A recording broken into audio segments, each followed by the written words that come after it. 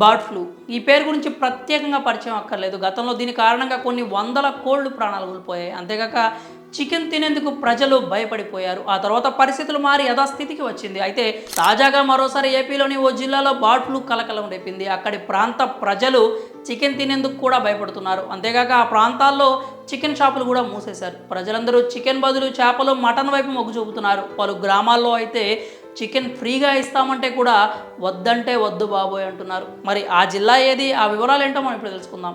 ఆంధ్రప్రదేశ్లోని నెల్లూరు జిల్లాలో bird flu కలకలం రేగిన సంగతి తెలిసిందే. కొన్ని రోజులుగా నెల్లూరు జిల్లా పొదలకూరు, కోవూరు మండలాల పరిధిలోని కొన్ని గ్రామాల్లో పెద్ద ఎత్తున కోళ్లు చనిపోయాయి. దీంతో సమాచారం అందుకున్న పశుసంవర్ధక శాఖ అధికారులు వాటి శాంపిల్స్ తీసుకొని భోపాల్లోని టెస్టింగ్ కేంద్రానికి పంపగా ఆ కోళ్లు చనిపోవడానికి బర్డ్ ఫ్లూ కారణం అంటూ నిర్ధారణ అయింది. దీంతో ఈ వ్యాప్తి చెందకుండా అధికారులు పటిష్ట చర్యలు తీసుకున్నారు. కోళ్ల ఫారాల్లో పనిచేసే కార్మికులు జాగ్రత్తగా ఉండాలంటూ సూచించారు. జిల్లాలోని ప్రజలకు, కోళ్ల పెంపకందారులకు, చికెన్ షాప్ యజమానులకు అవగాహన కల్పించారు.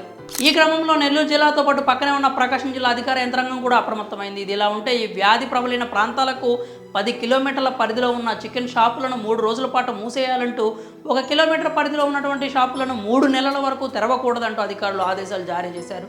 వ్యాధి సోకిన ప్రాంతాల నుంచి 15 రోజుల వరకు కోళ్లు బయటకు వెళ్లకూడదని, వేరే ప్రాంతం నుండి కోళ్లను తీసుకురాకూడదు అంటూ నెల్లూరు కలెక్టర్ సూచించారు. చనిపోయిన కోళ్లను భూమిలో పాతిపెట్టాలని కోళ్ల ఫామ్లు, ఆ కోళ్ల వద్ద పనిచేసేవారు అప్రమత్తంగా ఉండాలంటూ కలెక్టర్ ఆదేశించారు. ఇది ఇలా ఉంటే బర్డ్ ఫ్లూ కలకలంతో నెల్లూరు జిల్లాలోని పలు గ్రామాల ప్రజలు చికెన్ తినేందుకు భయపడుతున్నారు.